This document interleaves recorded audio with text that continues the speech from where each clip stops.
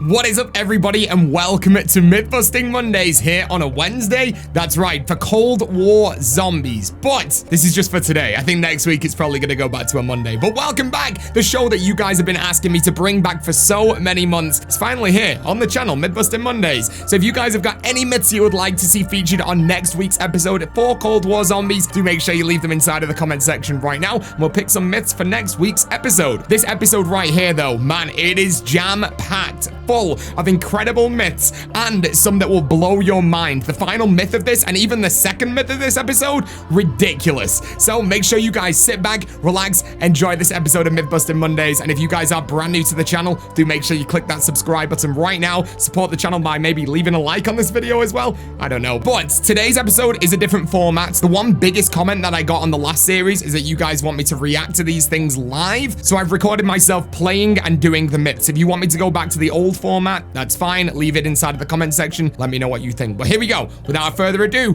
Myth-Busting Mondays, Cold War Zombies, episode number 1. Okay, so the first myth of today's episode is being sent in by Nagrio, and he says, myth, can you avoid the jump scare if you have Eat the Shroud activated? So, if you guys don't know, the Eat the Shroud ability is one of my favorite abilities inside the game, actually. It's really good. It makes you invisible to the zombies for around 5 seconds, and that's just on the base upgrade. When you actually upgrade it, it goes for 8 seconds, and then it teleports you a little bit forward as well.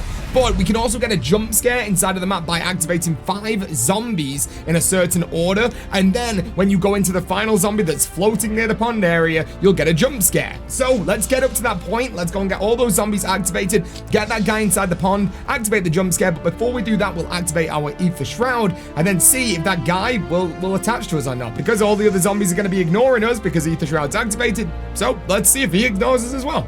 Here we go. So first things first, we're gonna go inside of the portal to go into the Dark Ether right now for Pack-a-Punch. And while we're doing this, we should be able to find a few of the zombies that are floating around the map. There's 5 locations, and after you activate each one, that's when you can get the jump scare. So let's see if we can find them real quick. And there you go, straight off the bat, we got our first zombie right there. So let's activate him, and let's go and find the other 4. Okay, we got our next one floating above the tail of the wing right here, so let's activate him. We should have our third one right here, so let's have a quick look under the water. Yeah, there he is. Let's get rid of him. And then 2 more to go right now, and then we can do the ghost. We got our 4th one right at this jellyfish and spawn right there, which means our final one is going to be located over at the pond right now, and then we can activate our Eat the Shroud and see if this ghost or this jump scare can actually interact with us when we are invisible to all the rest of the zombies. Yep, there you go. There's our 5th and final one. Activate him. There's our guy in the middle. So if we actually go underneath this guy, it will activate the jump scare. So let's activate our Eat the Shroud.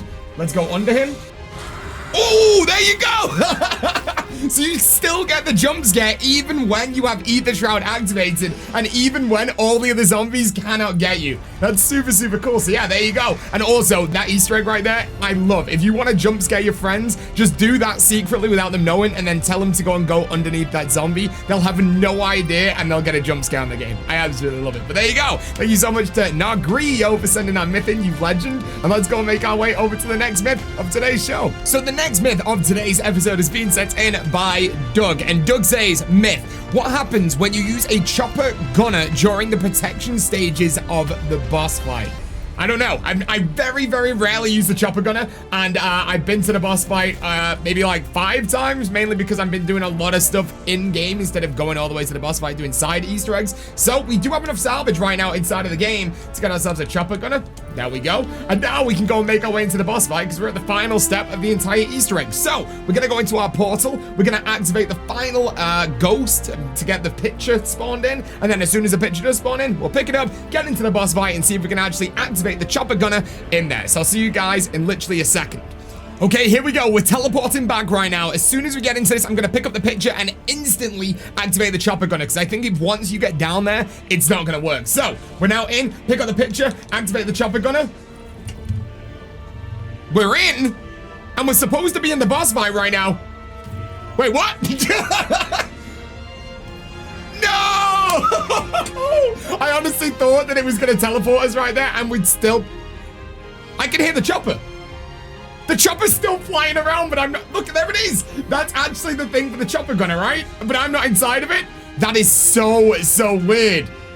How weird is that? So the chopper is still out inside of the map, but I'm not.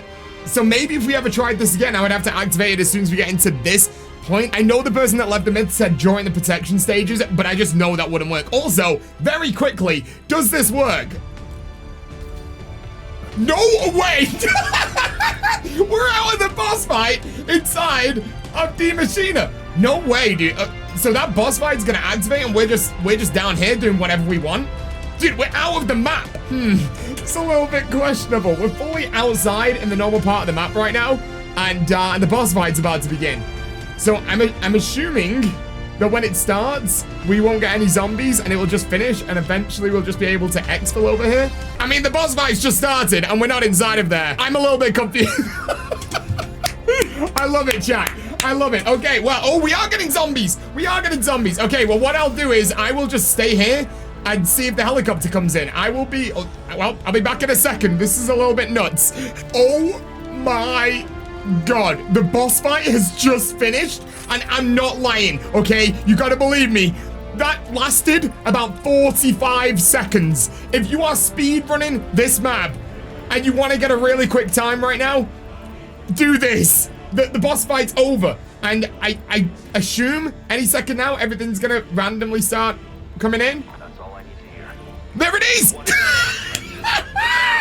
Oh my God, we broke the game, and we're not even on the final myth of this series yet, or at this episode.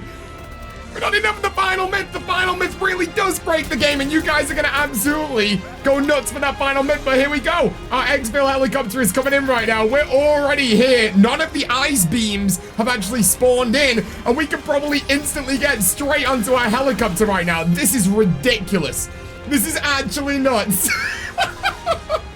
Okay, let's get on to our helicopter. We never even did the boss fight. We skipped the boss fight. We skipped the boss fight. There you go. So if you're struggling with the boss fight, there it is. The easiest way to ever beat D Machina. And we're not even done with this episode yet. So let's jump straight in to the next myth of today's show. I cannot believe that. Smash that like button. Next myth, let's go. Okay, so the next myth of today's video is being sent in by Dragon. And Dragon says, myth, can you kill zombies with a stun grenade during an insta-kill?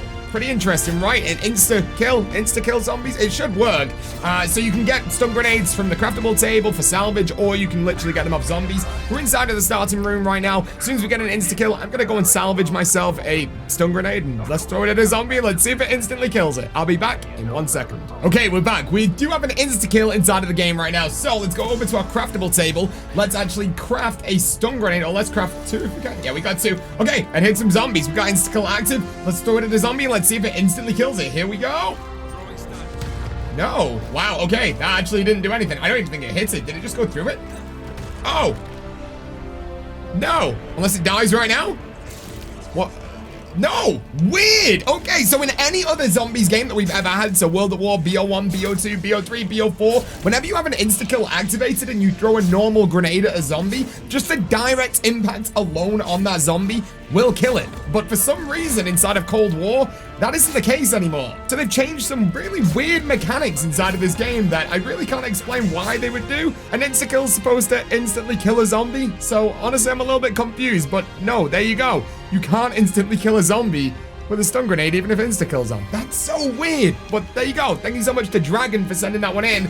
And without further ado, let's go make our way over to the next myth of today's show right now. And the final myth of today's show, the ultimate myth of today's show. You've seen the title, you've seen the thumbnail, and it's actually true.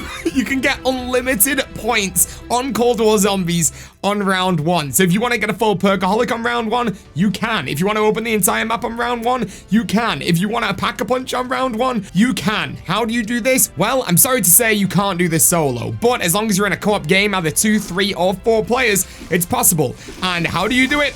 Well, you down yourself. And why does this work? Well, in all other iterations of zombies, when you down yourself and you get revived, the downed player loses points, and the person who revives gets points. But inside of Cold War Zombies, Treyarch have overlooked this, and the player that goes down doesn't lose points, but the person reviving gains points. So every single time you get a revive, you get 50 points. You do this over and over and over again, and you can have as many points as you want on round 1 inside of Cold War Zombies.